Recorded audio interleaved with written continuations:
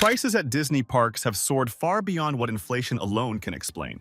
From a Mickey ice cream bar doubling in price to annual passes nearly doubling over the last decade. The question isn't just about rising costs, it's about an evolving business model that taps deeper into fans' wallets. But why is Disney so expensive now? Behind the magic lies a complex mix of new pricing strategies, premium experiences, and massive investments in expansion, all while catering to shifting audiences. The story unravels the real reasons fans keep paying more to visit the happiest place on Earth: the price surge puzzle. The rising cost of visiting Disney parks has become impossible to ignore, with prices climbing far faster than general inflation. A Mickey ice cream bar that cost $2.75 in 2009 is now priced at $6.50, more than double the inflation-adjusted value. This pattern repeats across park staples. Mickey ears are up by nearly 70%, and the Mickey pretzel has jumped over 100%. Even entrance fees tell a similar story, with Disney World's top annual pass soaring from $829 in 2015 to $1,629 in 2025, a near doubling despite inflation adjustments. Disney attributes these hikes to a combination of inflation, rising labor costs, and heavy investments aimed at enhancing guest experiences. Yet these factors alone don't tell the full story. Changes in how Disney prices park visits and a shifting revenue strategy also play a role in pushing costs higher.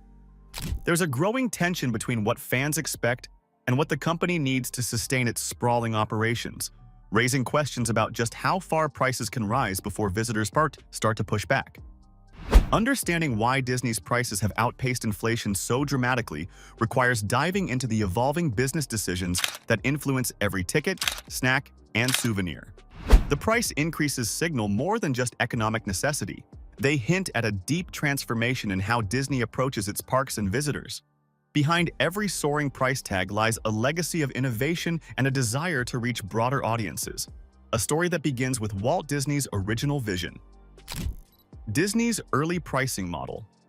When Disneyland opened on July 17, 1955, it was a very different kind of amusement park, both in design and pricing. Walt Disney created a family-friendly environment that was cleaner, safer, and tailored for children and parents alike, a stark contrast to the rundown, adult-centric amusement parks of the time. Admission cost 50 cents for children and $1 for adults, equivalent to roughly $6 and $12 today. This pay-per-ride model allowed families to control their spending and personalize their visits, making the park accessible to a wider range of visitors. Disneyland's televised grand opening became a nationwide event, drawing millions of visitors in its first years and establishing a popular, highly accessible attraction.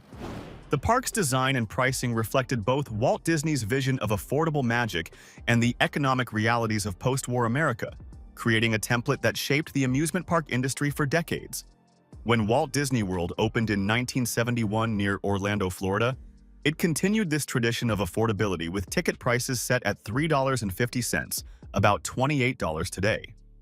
However, as Disney expanded and added new lands like Epcot, MGM Studios, and Animal Kingdom, the pricing model increasingly shifted toward all-inclusive tickets. As the parks grew and the model evolved, Disney began experimenting with pricing structures designed to manage visitor flow and maximize revenues. Shift to tiered and dynamic pricing. A major turning point in Disney's pricing strategy arrived in 2016 under CEO Bob Iger with the introduction of seasonal ticket pricing.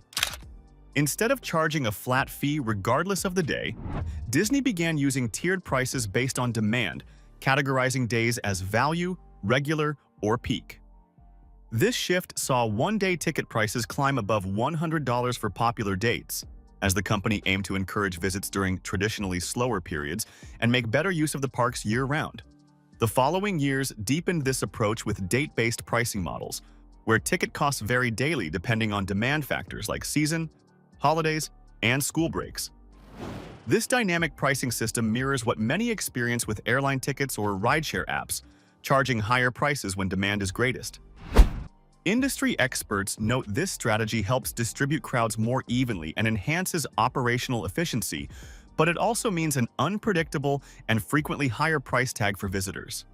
Competitors like Universal Studios adopted similar demand-based pricing around the same time, raising single-day ticket prices significantly, with Disneyland Paris moving even further toward airline-style price fluctuations. Alongside ticket costs, prices inside the parks, from food to merchandise, have also risen faster than inflation over the past 2 decades. With these rising costs, it's more important than ever to stay informed, so be sure to like and subscribe for more updates and tips. Rising costs of park experiences. Behind the steep ticket prices lies a growing list of premium add-ons and luxury experiences that add to the overall cost of visiting Disney parks. Services that were once free or modestly priced have become significant revenue drivers. For example, the FastPass system, which let visitors skip lines at popular rides without extra charge, was replaced in 2021 by the Lightning Lane Premier Pass, a pricey tiered option that can cost up to $449 depending on the park and date. After Disney discontinued its complimentary Magical Express shuttle in 2022, guests had to choose between paid shuttle services or premium private transfers, some costing nearly $400 round trip. On the hotel front, deluxe accommodations like Walt Disney World's Bora Bora bungalows have escalated dramatically in price, from about $2,100 per night at opening to a minimum of $3,500 and over $6,800 during peak seasons. The parks have become hospitality giants, offering everything from budget-friendly meals to fine dining, and from standard rooms to ultra-luxury suites. For many families, the decision to visit now involves balancing which extras to afford and which to skip, as the total expense can quickly surpass initial ticket costs. Even as these enhanced experiences pull the overall cost higher, broader economic forces and demographic shifts are shaping who Disney is designing its parks for. Economic pressures and target audience inflation and rising labor costs undeniably contribute to Disney's price hikes. But the company's sharper focus on affluent visitors is a driving force as well.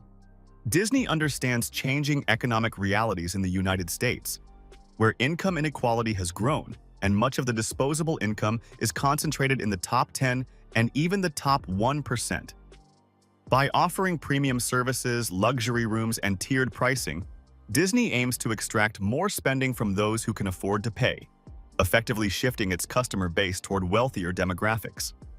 A 2025 Wall Street Journal survey found that 74% of Americans viewed experiences like cruises, amusement parks, and Disney vacations as financially out of reach. Middle-class families, who once formed the backbone of Disney's audience, increasingly see visits as rare splurges or once-in-a-lifetime trips rather than regular outings. Disney executives justify these moves by pointing to the substantial investments needed to maintain and grow the park's appeal. After all, the company invests billions annually in new attractions, themed lands, and cruise ships to keep drawing visitors. Yet the trade-off is clear. As Disney chases higher revenues from affluent customers, the magic risks becoming less accessible to the average family. The next challenge for Disney will be how it balances these forces while continuing to fund its future growth through the parks. Parks' role in Disney's strategy. Over the past few years, Disney's theme parks and resorts have become the company's primary financial powerhouse, especially as challenges mount in other segments like streaming. Since 2022, Disney's Experiences division, which includes parks, cruises, and resorts, has generated about 70% of operating income. Recognizing this, Disney CEO Bob Iger shifted the company's focus to investing heavily in the parks, announcing plans in 2023 to spend $60 billion on park developments over the next decade. Notably, spending jumped from $5 billion to $8 billion in 2025 alone, signaling how critical these assets are to Disney's future growth. This massive investment spree covers new rides, attractions, cruise ships, and themed lands designed to entice both longtime fans and new visitors. In 2024, Disney even revealed plans for 4 new cruise ships and 14 new park attractions, underscoring its commitment to expanding experiences. However, this push comes with a price tag, which inevitably gets reflected in ticket prices, premium offerings, and lodging costs.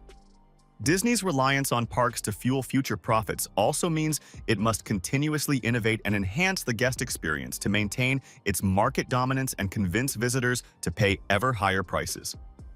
Disney's rising prices reflect more than inflation. They reveal a fundamental shift in how the company funds and grows its parks. Premium experiences, dynamic pricing, and big investments all push costs higher while aiming to deliver renewed magic. If you found this breakdown insightful, please like the video and subscribe for more stories behind the world's biggest brands.